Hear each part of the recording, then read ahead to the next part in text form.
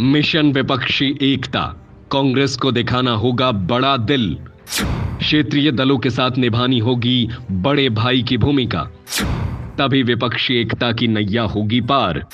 शिमला की बैठक से और साफ हो जाएगी तस्वीर। मिशन 2024 के लिए केंद्र की भाजपा सरकार के खिलाफ विपक्षी एकता का सूत्रपात तो पटना से हो गया है। सबने एक साथ लड़ने पर सहमति भी जता दी है, लेकिन राहों में अभी चुनौतियां बहुत है।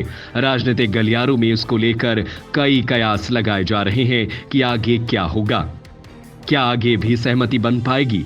कई तरह की अटकलें जारी हैं। माना जा रहा है कि सबसे बड़े दल यानी कांग्रेस पर इस एकजुटता को बनाए रखने की जिम्मेदारी ज्यादा बढ़ जाती है। कांग्रेस को इस मिशन को आगे बढ़ाने के लिए अपने रवैये में परिवर्तन लाना होगा, कारण कि कांग्रेस सबसे पुरानी पार्टी है। इसके साथ ही उसका वोट प्रतिशत भी काफी मायने रखता है। इसके अलावा क्षेत्रीय दलों के तालमेल उसे बनाना ही पड़ेगा। इसके बाद ही महागठबंधन की नैया पार लग सकती है। दूसरी ओर कांग्रेस की सीटों और उसके साथ के बगैर विपक्षी एकता का लंबे समय तक टिकना मुश्किल हो सकता है।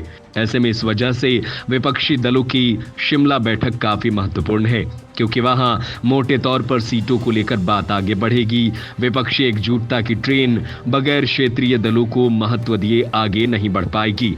रफ्तार की बात तो छोड़ ही दीजिए, इसके मूल में यह है कि महाबैठक में सभी क्षेत्रीय दलों के क्षत्रपों ने विपक्षी एकजुटता की बात से अपने को पूरी गंभीरता से जोड़ा है। बिहार में राजद जदयू की मुख्य रूप से विपक्ष के मुकाबले में है। कांग्रेस और वाम दल भी जरूर है, पर राजद और जदयू के आगे वो इतने ताकतवर नहीं है। अब यहां जैसे हम बिहार को ले लेते हैं, यहां तो हर हाल में कांग्रेस को नरमी दिखानी होगी। यहां लोकसभा की 40 सीटें हैं। बिहार में 2019 में लोकसभा चुनाव में एनडीए की बड़ी जीत में जदयू की बड़ी भूमिका थी। एनडीए को जो वोट आए थे उसमें 22% वोट जदयू का था। भाजपा को जदयू से केवल 1% अधिक वोट मिला था। जदयू के 16 प्रत्याशी जीते थे, जबकि भाजपा को 17 सीटें मिले थे। कांग्रेस को 10% वोट भी नहीं मिले थे। ऐसे में बिहार में तो कांग्रेस को हर हाल में क्षेत्रीय दलों के साथ अपनी महत्वाकांक्षा पर अंकुश लगाना होगा। इसी तरह यूपी की 80 लोकसभा सीटों का मामला है। पिछले बार के आम चुनाव में कांग्रेस ने वहां सभी 80 सीटों पर अपने उम्मीदवार दिए थे, तब स्थिति थोड़ी अलग थी। सपा और बसपा साथ में थी। इस बार सपा नेता और यूपी के पूर्व मुख्यमंत्री अखिलेश यादव ने महाबैठक में कांग्रेस के सुर में सुर मिलाया। यूपी में भी कांग्रेस को सपा के संदर्भ में बड़ा दिल दिखाना होगा।